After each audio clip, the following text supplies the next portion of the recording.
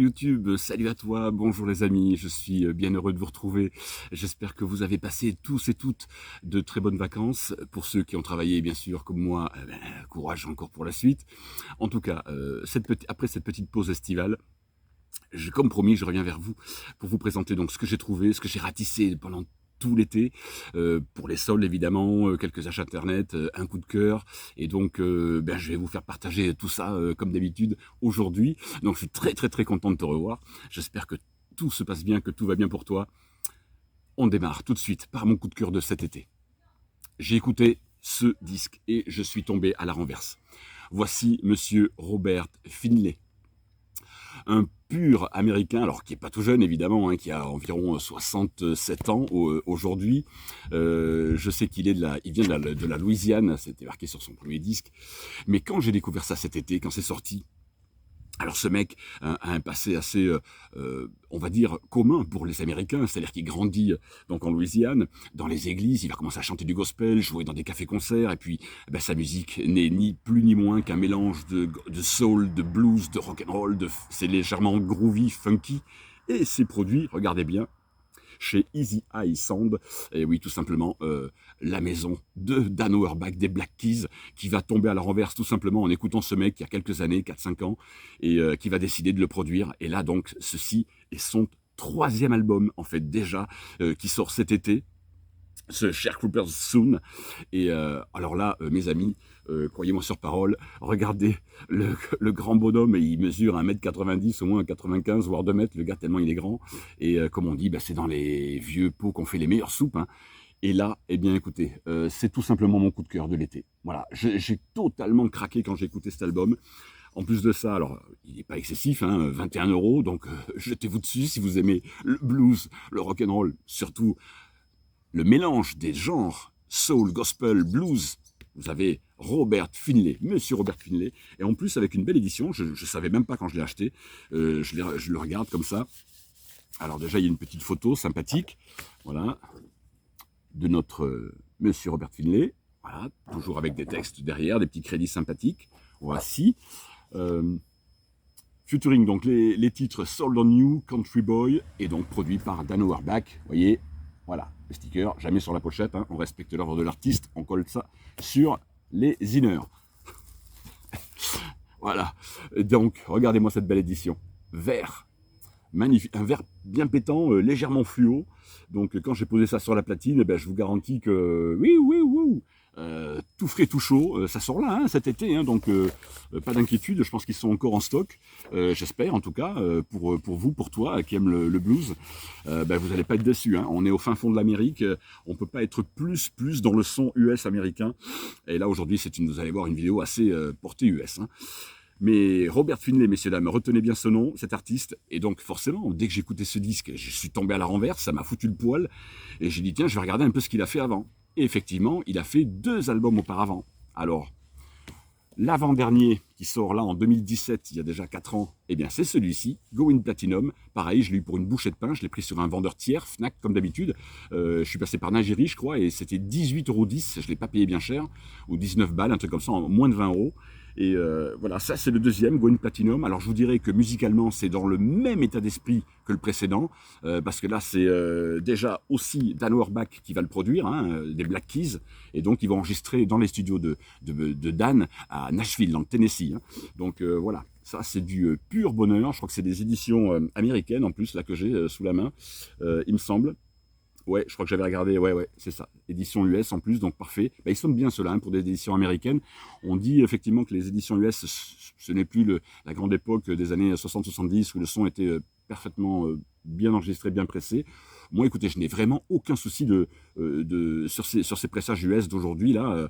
Peut-être pour les BO, je crois qu'il y a beaucoup de problèmes, mais pas pour ces disques-là. En tout cas, je vous assure que ça sonne du feu de Dieu. Donc c'est juste incroyable. Et jetez-vous là-dessus si vous avez Robert Finlay. Voici l'avant-dernier, Going Platinum. Un bijou, des bijoux, hein, c'est un délice, hein, vraiment un régal cet album. Et 1 an auparavant, justement, c'est avec celui-là que Dan Auerbach l'a repéré. Là, il n'est pas encore signé chez Dan Auerbach, mais il sort déjà un premier album en 2016, et c'est celui-ci. ce fameux Age Don't Mean a Thing, que j'ai trouvé pareil à 20 euros, pas cher du tout, 21 euros celui-ci. Donc ben oui, je me suis jeté dessus parce que je suis fou de cet artiste, quoi. Donc j'ai aimé son premier disque, et là on est pareil dans la même mouture. Il y a un morceau funk, mais un morceau funky qui ouvre la deuxième phase qui s'appelle Common. Allez écouter ça sur YouTube.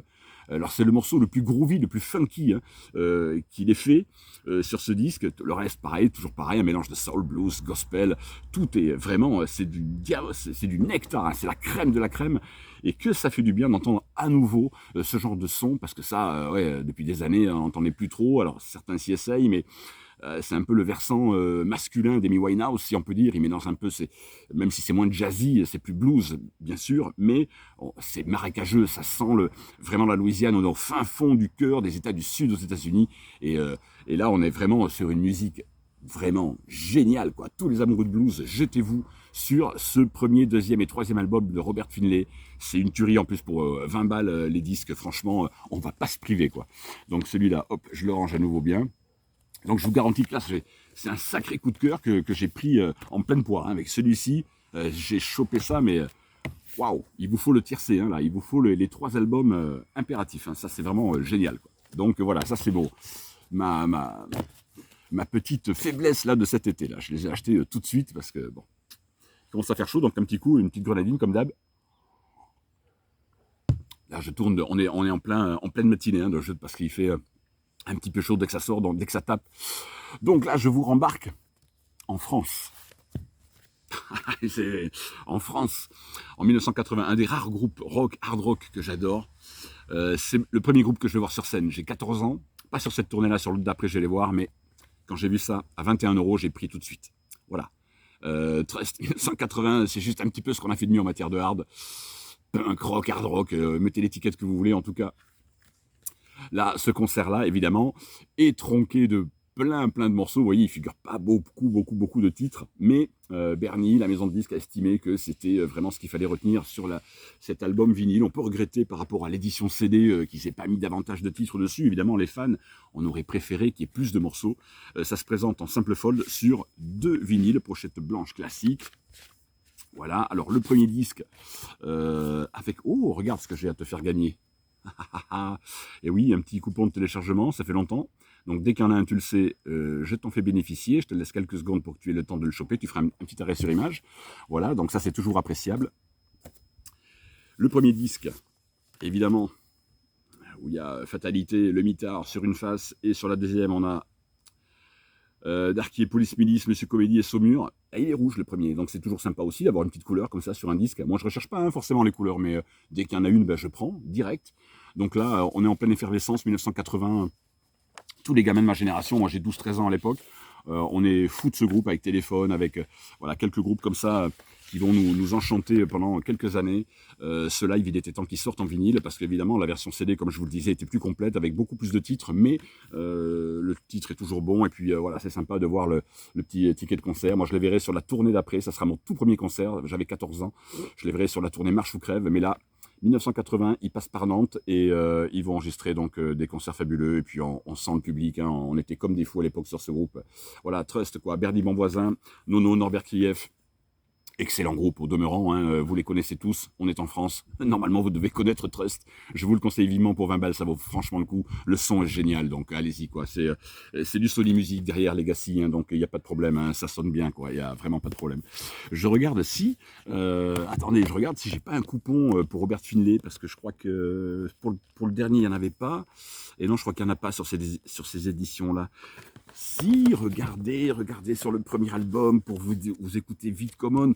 Excusez-moi, j'ai complètement pas vu. Voilà. Hop, je vous le mets là.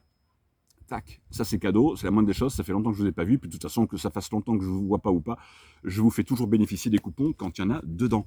Et je vais regarder s'il n'y en a pas un aussi dans le deuxième. Je crois... non, il n'y en a pas dans celui-ci. Ah, il n'y en a pas dans celui-là. Ok, bon. Eh bien, écoutez, au moins déjà, vous en avez un, c'est cool. Après, je vais vous en faire bénéficier d'autres aussi. Ouais, non, j'en ai pas. J'en ai pas là. Je pense jamais trop regarder s'il y a des coupons de téléchargement. Moi, ça m'intéresse pas du tout. Donc, voilà, pour le Trust, 21 euros. Hein, 21 euros à la Fnac, cool, hein, on prend quoi. Et on va partir à New York. On va partir au café Maxis Kansas City, à New York. Regardez-moi ça, 15 € ça à la Fnac, 15 balles. Poum, prix vert, solde, 15 €. Regardez-moi cette pochette sublime avec ce petit côté brillant là sur Punk Rock City, live in New York. Alors là, évidemment, oui, on est entre 76 et 80. Tous les groupes des Stooges. Alors, vous avez tout là. Vous avez les Heartbreakers de Johnny Thunder, les Flaming Groovies, les Stooges, évidemment, Wayne County, Gang War, New York Dolls. Tout le monde est là. Regardez-moi ce setlist impressionnant des meilleurs groupes punk, rock, new-yorkais de l'époque. Voilà, ils vont tous passer dans ce bouge malfamé qui était le Maxis Kansas City, un célèbre club à New York où tous les punks, tous les voyous notoires, les blousons noirs se retrouvaient pour écouter de la musique burnée, du punk qui te rentre droit dans les burnes, si je puis dire. Oui, ça fait du bien. Oui, ça faisait du bien à l'époque, en 76. Les jeunes étaient contents de retrouver du rock à 3 accords. On sortait un petit peu de ce rock progressif qui faisait chier toute une génération. Et là, oui, on arrive au punk. Et ça va dépoter, ça va déchirer, et ça va faire du bien à toute une jeunesse qui attendait ça depuis longtemps. Et effectivement, je te laisse apprécier à nouveau le setlist. Regarde, ils sont tous là. Le son est génial pour un disque à 15 balles. Et puis quelle pochette, quoi. Quelle pochette. Regardez-moi ce charme que ça a, ces photos noir et blanc comme ça. Ce petit côté brillant, Punk Rock City. Bouh, quand j'ai mis ça sur la platine. Waouh, waouh, waouh, waouh, waouh. Pareil. Quel est l'abruti qui va coller un sticker là-dessus? Je ne sais pas. Il y en a en tout cas qui le font. Non, toujours sur les pochettes intérieures. On respecte le travail, l'artwork et l'artiste qui travaille sur les pochettes. On va pas coller un putain d'autocollant dessus. Voilà. Donc, regardez-moi cette édition. Comme c'est joli. Elle est pas belle la vie. En plus que les éditions couleur, quoi. Et 15 € en Fnac, ça. 15 € en Fnac. Allez-y, s'il y en a encore. Moi, je sais que j'en avais vu encore. Mais bon, comme ils veulent maintenant monter les prix, je suis pas convaincu qu'il en reste. Mais ça, c'est en juillet que j'ai chopé tout ça. Donc, de quoi on se plaint quand vous avez un son sublime, une superbe édition. On va pas bouder notre plaisir, quoi. Clairement. Ok. Pour surtout du bon punk rock comme ça, pour les mecs qui aiment bien se réveiller le matin. Puis le punk, finalement, rock new-yorkais était peut-être un peu moins... je dirais pas moins violent que le punk anglais, mais il y avait quand même c'est des super morceaux, c'est pas aussi basique, aussi facile que les gens veulent bien le dire. Déjà, monte sur scène, prends une guitare et fais pareil. Après, tu pourras ouvrir ta bouche, mais pour l'instant, en tout cas, le punk rock, voilà, ça c'était du bon, du très très bon, quoi. Voilà, ça à 15 €, ça le fait, quoi. Du coup, après, qu'est-ce qu'il me reste? Ouais, on reste sur New York, On reste sur New York, 77, bah ouais, je l'avais pas, quoi. Et là, pareil, ça, c'était soldé à 15 ou 17, je sais plus. Television, je crois que j'ai pas de coupon de téléchargement. Attends, je reviens, bouge pas. Je crois que j'en ai pas là-dessus. Eh non, j'en ai malheureusement pas là-dessus pour le punk rock. Désolé, mais peut-être que je vais en avoir un là, je sais pas. Hop, je vais voir. Et non non plus. Ah. Ouais, alors, New York, 1977. Premier album de ce groupe. Television, le Marquee Moon. Alors évidemment, vous allez me dire, ouais, il est connu cet album. Ouais, ben pas tant que ça finalement. Quand vous en parlez aux gens, les gens connaissent, oui et non.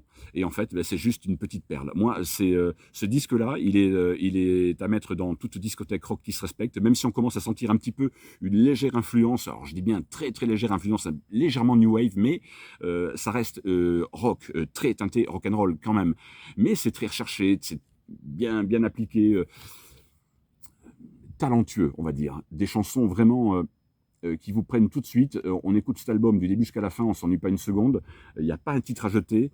C'est que du tout bon. Donc celui-là, je m'attarde pas trop vite dessus, même si il mérite de rentrer aux côtés des meilleurs albums qui ont été faits dans ces années-là. Vraiment, quoi, en matière de rock. Allez-y, regardez-moi un petit peu les crédits. Voilà, pour vous donner une idée, ça sort en 77 bien sûr, et ça va vraiment marquer ça va un petit peu contraster justement avec le punk. On va là sur des morceaux qui sont plus travaillés, plus recherchés, plus fins, mais quel bonheur. Quel bonheur! Et puis évidemment, le dernier morceau sur la première face, Marquee Moon, tout le monde le connaît. Allez sur YouTube, si vous ne vous en rappelez plus, allez écouter ce fameux Marquee Moon de Television. C'est juste du bonheur, quoi. Avec un disque 180 grammes qui sort donc sous le label Elektra, qui reprend fidèlement l'origine du macaron. Et ça, c'est pareil, c'est un son, mais d'enfer. Mais qu'est-ce que ça sonne bien, ces rééditions-là. Franchement, c'est vraiment du top. Et ça sort en... Je sais même pas la date il n'y a pas la date de la repress. Donc voilà, quoi. superbe, superbe et pas cher en plus. Donc voilà, on reste dans l'esprit new-yorkais, mais on repart en 72. On descend un petit peu dans l'époque. Et là, je l'avais même pas en CD, quoi. La honte sur moi, quoi. J'avais même pas cet album en CD. Non, mais vous vous rendez compte? Et oui, on peut pas tout avoir. Vous savez, on a déjà même pas le temps de faire le tour des albums classiques légendaires qui sont la crème de la crème en matière de musique. Donc, je vais pas me tourner vers des trucs obscurs. J'en ai rien à secouer pour l'instant. Je me concentre sur ce qui s'est fait de mieux en matière musicale dans le rock et Monsieur Lou Reed. Juste, Transformer. Allez. Clairement, le meilleur album de sa carrière. Ouais, on peut le dire. On peut le dire. On peut en préférer d'autres, bien sûr. Les goûts et les couleurs, tout est subjectif en matière de musique, bien évidemment. Mais ce Transformer, avec cette édition, comment vous dire? RCA, c'est Tony Visconti, je crois, qui était à l'époque derrière, je sais plus. Je crois que oui. Non, peut-être pas. Microson, c'était enregistré à l'époque par... Non, pardon, Tony Visconti n'était pas sur cet album-là, c'était Mick Ronson, pardon. Je confonds avec un autre groupe. Et vous avez Que du beau monde, c'est enregistré en 72. Bon, évidemment, ça sort sur le label RCA, pardon. Je vous fais bien voir la pochette. Oh, ben Transformer, Take a Walk on the Wild Side, voilà. Je vous laisse voir l'édition ici. Vous voyez, voilà, ça ressort sur le label RCA, hein, américain d'origine. Walk on the Wild Side. Allez écouter pour les plus jeunes qui ne connaîtraient pas peut-être ce titre. Voilà, édition noire classique, hein, rien d'exceptionnel. Mais alors ça, mes amis, comment vous dire? Remasterisé sous la... C'est Lou qui a supervisé un petit peu les sessions, comme Page avec Led Zepp et d'autres. Et croyez-moi... Oh waouh! Oh le son! Ouais, ben... le problème, des fois, c'est que j'en discutais avec une abonnée il n'y a pas très longtemps. J'adore, hein, moi, je préfère... Maintenant, je préfère les deux, en fait. J'ai toujours préféré écouter le son analogique, d'origine, non retravaillé, de façon digitale, numérique. Mais aujourd'hui, le problème, c'est que quand vous faites une comparaison d'un original, si vous l'avez en pressage européen classique, je ne parle pas des pressages japonais, américains, qui étaient quand même nettement supérieurs aux nôtres, mais vous ne pouvez plus écouter l'original, parce que le son, en fait... Tout est mieux retranscrit, vous entendez mieux les instruments. C'est ça, et il faut le dire, il faut être objectif, quoi. Il faut arrêter de se mettre des trucs dans la tête, des trucs de vieux puristes, bêtes et méchants. Ouais, non, là, je reste sur l'analogique, bête et méchant, je vais pas entendre les rééditions. Eh ouais, mais mon pote, tu passes à côté d'un grand truc, parce que quand tu réécoutes ça, tu mets l'original derrière et tu te dis, mais putain, on a mis un rideau devant les enceintes, ou quoi. Ça sonne plus sourd, c'est moins clair. Et oui, on a gagné en précision, c'est-à-dire qu'on a en fait l'impression d'être plus dans le studio avec les icônes, quoi. Et la technologie en 72 ne permettait pas de retranscrire aussi parfaitement le son. Donc c'est ça qu'il faut piger en fait, quoi. Les gens sont... Moi je lis des trucs des fois, je me dis mais soyez objectifs les mecs, arrêtez. Je suis sûr, on leur met un ballon devant les yeux, vous écoutez l'original, vous écoutez la réédition, vous avez même plus envie d'écouter l'original derrière, quoi, parce que ça sonne mieux sur la réédite, quoi. Ouais, pas toujours, mais maintenant 9 fois sur 10 ça sonne mieux, donc ça c'est un putain de classique, hein. Fonce dessus, c'est de la balle, quoi. C'est de la balle. Alors, voilà, ça c'était pour New York, et on va rester aux États-Unis avec un album. Alors là, putain, quand j'ai vu ça, Music on Vinyl, je vais même pas enlever la pochette encore. Il les faisait en prix normal à 22 balles. Voilà, là on est sur un classique, et ils l'ont balancé à 15 €. Alors j'ai pris direct, pourquoi? Parce que là, on part sur mon année de naissance, on repart en 68. Et oui, moi j'ai grandi avec le disque, hein, donc... je peux parler de comparaison, hein. J'avais les premiers en analogique, donc voilà, je sais faire la distinction entre le son des deux, quoi. Et du coup, ça, 1968, Steppenwolf, des Américains, Canadiens d'origine, et du coup, Don Covey, John Kay, le chanteur, va nous pondre ce petit bijou qui sort en 68, que va entendre par la suite Dennis Hooper, Henry Fonda, qui vont tourner donc le film Born to be Wild, Easy Rider, pardon, excusez-moi, qui va reprendre le titre Born to be Wild, évidemment, un classique du rock'n'roll, Steppenwolf, on est en 68, donc oui, c'est du blues rock avec des teintes, c'est légèrement, c'est pas psychédélique, mais on est loin du psyché quand même, mais il y a des petites touches comme ça. C'est un album de fou, un album de génie, quoi. C'est un régal.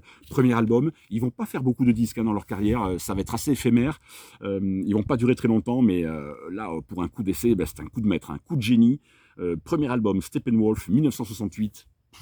Alors c'est un peu dommage, je trouve qu'ils aient fait l'encart. C'est pas un sticker, ça, hein, vous inquiétez pas, vous me connaissez. C'est juste en fait la pochette qui est. Ils ont inscrit ce truc. Je trouve que c'est un peu dommage. Ils auraient mieux fait de virer ce truc-là et faire autre chose en termes d'artwork que de foutre ce truc-là un peu carré là qui fait penser à un sticker. Dommage. Mais c'est pas grave. Ça fait partie du truc. Là, j'ai pas de coupon. Donc ça se présente en pressage. Excusez-moi, un petit chat dans la gorge. En pressage MCA. Voilà, disque noir classique, super sound évidemment. Disque, le poids on s'en fout, ça change rien, c'est pas ça qui va faire la qualité de la musique. Donc inutile de dire à chaque fois ouais c'est 180 grammes, patati patata, on s'en fout complètement. Que ce soit 140, 120, 180, le son n'aura aucune différence par rapport à ça. Donc ça, cool. Steppenwolf 68, jette-toi dessus, c'est du tout bon. Bah, c'est ce qui s'est fait le mieux. Puis en plus, musique on vinyl, t'inquiète pas. Hein, tout comme Sony, tout comme les 3/4, à 100 maintenant, même 90% de ce qui se fait en réédition sonne quand même parfaitement bien. Donc aucune inquiétude là-dessus, tu vas pas être déçu niveau son. Donc je le range vite dans sa pochette. Voilà. Je les garde hein, comme ça. Oh ben non, je vais pas la garder finalement parce que je viens de l'éclater, donc c'est pas grave. Bon, de toute façon, c'est pas très joli. Poubelle, on s'en fout. Suivant. Là, on était donc sur New York. Et puis, ben là, je vais finir par 2 disques que j'ai trouvé pareil, pas cher. Soldé 18,10 €, ouais, au lieu de 35 sur la Fnac. En solde, deuxième démarque, je vois ça fin juillet, je me dis woup, woup, woup, woup, woup. Il me manquait ce 4e album de leur carrière. Alors là on repart aux États-Unis, donc, mais plus au sud, évidemment, des vrais. Alors je vais pas dire des vrais rednecks parce que c'était pas du tout, contrairement à la légende, à ce que les gens de temps en temps croient, mais ça, ce sont les ignorants, des gens qui n'ont pas de connaissances en termes de musique. Ces mecs n'ont jamais été racistes. Au contraire, ils viennent du blues, ils adoraient ça. Ils adorent, ils s'en sont toujours défendus. C'est juste que voilà, ils étaient fiers de l'état dans lequel ils vivaient, l'état du Sud. Ils y faisaient bon vivre. Et pour faire un petit pied de nez à Neil Young, qui les avait un petit peu cassés, ils ont sorti Sweet Home Alabama sur le 2e album pour répondre un peu à Neil Young, qui avait été un peu dur avec les mecs du Sud. Et du coup, Lynyrd Skynyrd n'a jamais été un groupe raciste. Jamais, jamais, au grand jamais. J'espère que vous aviez vu il y a quelques mois la spéciale sur Lynyrd Skynyrd justement. Et là donc le Gimme Back My Bullets sort en 76, ouais. Ça c'est la réédition de 2013 parce que l'original coûte une blinde. Je pouvais pas me le payer, mettre 50 balles, 60 balles dans un disque, hors de question. Donc la réédition sonne parfaitement bien. Gatefold. Regardez-moi les mecs. Regardez-moi les mecs. Ouais. Ronnie, putain, ils sont tous là, quoi. Et ouais, ils étaient tous là encore. Voilà, c'était juste avant le crash. Donc cet album, c'est le 4e de leur carrière. Il faudra que je vous fasse une spéciale, de toute façon, sur Lynyrd Skynyrd, parce qu'il y a beaucoup à dire sur ce groupe. Toujours pas de coupon de téléchargement. Là, c'est un pressage américain, réédition américaine. C'était produit là par Geffen, ça ressort sous le label MCA et c'est le 4e album du groupe. Alors les gens vont commencer à dire déjà que c'est un peu moins bon que les 3 premiers, surtout que les 2 premiers. Je vous dirais non, c'est clairement succulent quoi. C'est vraiment là le rock sudiste pur américain. Vous voyez les mecs avec le shérif là qui arrive et qui veut les arrêter. Ils sont en train de jouer. Ouais, des gros buveurs de bière, des gros fêtards, des mecs bien déchirés mais avec un talent énorme. Du rock sudiste pur, on est dans la pure tradition sud-américaine. Lynyrd Skynyrd, qu'est-ce qu'on a fait de mieux quoi, avec les Texans à côté de ZZ Top, qu'est-ce qu'on a fait de mieux. Et d'ailleurs un grand hommage, une pensée pour Dusty Hill qui nous a quittés il y a quelques semaines, pensée pour ce bassiste également. Je vais vous faire une spéciale ZZ Top, ça aussi ça me tient à cœur. Donc mais voilà, revenons à Lynyrd Skynyrd, 4e album de leur carrière. Fantastique, moi je l'adore ce disque, vraiment, je l'adore. Et pas bien cher quoi, mais soldé en 2e démarque parce qu'il était en prix fort assez cher, 33 € je crois. Donc il était hors de question que j'achète à 33 €. Et quand je l'ai vu sur le site de la Fnac, solde 2e démarque, il était dans la liste, 18,10 €. Panier, commande, bim, 18 €. Lynyrd Skynyrd, mes amis, le pur. Je vous l'ai dit, de toute façon, vous le savez, sur cette chaîne, il n'y a que la crème de la crème. Ici, il y a le meilleur. Donc, vous savez que vous allez voir que les disques en matière de rock, de soul, de blues. Le meilleur de la musique, c'est sur cette chaîne, vous le savez, quoi. Et donc, j'ai trouvé un original, parce qu'il me manquait le dernier, avant le crash d'avion, avant le fameux accident qui va coûter la vie à Ronnie. Et au dernier gratteux, Steve, là. Alors ça, c'est l'original de 77. Voilà, que j'ai commandé. C'est un pressage français. celui-ci. Et c'est l'album, on va dire, l'album maudit. Pourquoi? Parce que c'est juste avant, voilà, qui se tue. Ronnie et Steve, le dernier gratteux. Il y aura une choriste aussi qui perdra la vie. Les autres vont réchapper, vont s'en sortir miraculeusement. Mais voilà. Et pochette prémonitoire, quoi. L'avion en flammes, le crash d'avion. Vous voyez les bâtiments derrière avec les flammes. Et on voit en plus Steve entouré de flammes ici. Ronnie, les flammes aux pieds, ben oui, ces deux-là vont nous quitter quelques temps après la sortie de cet album. Donc celui-là, bon oui, soyons très objectifs, c'est pas le meilleur de leur carrière. Déjà, il commence un petit peu, on sent que l'inspiration commence à chuter un petit peu, même si je vous dirais que je l'adore, moi, ce disque. Hein, voilà, puis il a une valeur sentimentale pour tous les fans, parce que voilà, on sait que c'est le dernier avec Ronnie et Steve.